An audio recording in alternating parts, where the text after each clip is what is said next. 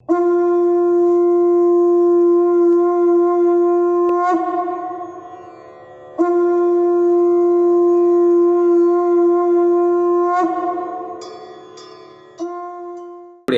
मैंने अभी आपने जब बात कही तो मुझे अपनी एक याद है, क्योंकि वो जज साहब जीवित हैं मेरे, मैं उनके हमेशा चरण छूता हूं और बुजुर्ग हैं। आपने जब गीता के बारे में कहा तो मैं सिर्फ एक खबर के लिए या इंफॉर्मेशन के तौर पे आपको बता रहा हूं कि 2007 में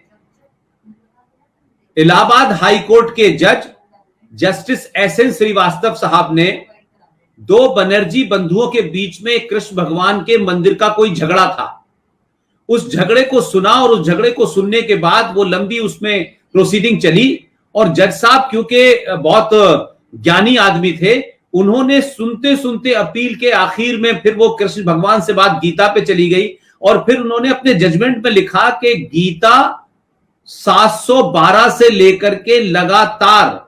भारत के स्वतंत्रता आंदोलन का सबसे महत्वपूर्ण ग्रंथ रहा है, प्रेरणा सूत्र रहा है। और 2007 में जस्टिस एसएन श्रीवास्तव साहब ने, जो अभी जीवित हैं, नोएडा में रहते हैं, बाद में वो छत्तीसगढ़ के लोकायुक्त भी बने, उन्होंने अपने जजमेंट में कहा कि गीता राष्ट्रीय ग्रंथ है। और जब उन्होंने इसको किया तो 2-3 लोगों ने चैलेंज किया, कुछ मुसलमान पहुंचे, कुछ पादरी भी पहुंचे, और उससे उन्होंने कहा कि आप ये बताएं कि गीता हिंदुओं का ग्रंथ है या गीता राष्ट्रीय ग्रंथ है। तमाम उसके बावजूद वो लेके आए आपने सर। उसके बाद उन्होंने जब जजमेंट दिया तो ना तो मुसलमान और ना ईसाई ये साबित कर पाए कि ये हिंदुओं का ग्रंथ है। आपकी नॉलेज के लिए, इंफॉर्मेशन के लिए बता रहा हूं महाराज जी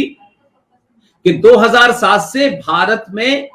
गीता राष्ट्रीय ग्रंथ घोषित हो चुकी है। और आप जिस प्रदेश में इंदौर में बैठे हुए हैं, वहां जो आपकी जबलपुर हाई कोर्ट है, जबलपुर हाई कोर्ट के जज जस्टिस अजीत सिंह और जस्टिस संजय यादव साहब ने जब इस मामले को अपने यहां लागू करने की कोशिश की तो वहां भी मुसलमान गए, और उसके 1 महीने बाद उन्होंने कहा कि हमें इसमें कोई चीज ऐसी नहीं दिखती जो कि हिंदू से कनेक्टेड हो, ये राष्ट्रीय। उसके बाद बता रहा हूं कि जब उन दोनों ने ये जजमेंट दिया तो मध्य प्रदेश देश का पहला ऐसा राज्य है, वहां शिवराज सिंह की सरकार थी, उन्होंने तत्काल तौर पर गीता का सार 9th और 10th क्लास में कंपलसरी कर दिया गया है।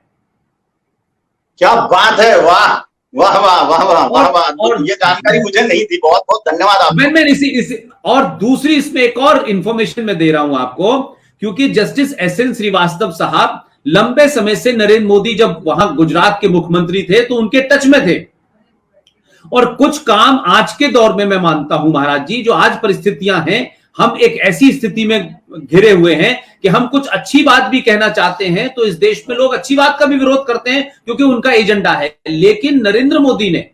मैं उनकी राजनीति क्या है नहीं है, पार्टी क्या है, मैं उस पर कभी नहीं जाता, लेकिन अच्छा काम कोई भी करे तो मैं उसकी सपोर्ट जरूर करता हूं। नरेंद्र मोदी ने 2014 में प्रधानमंत्री बनने के बाद वो भारत के राष्ट्रपति से मिलने गए, और उस वक्त राष्ट्रपति कांग्रेस के वहां प्रणब मुखर्जी थे,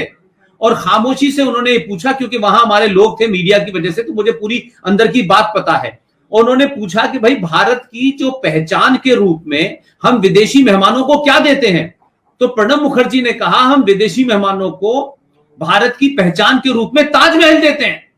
तो नरेंद्र मोदी का सवाल था कि ये ताजमहल भारत की पहचान कब से हुई,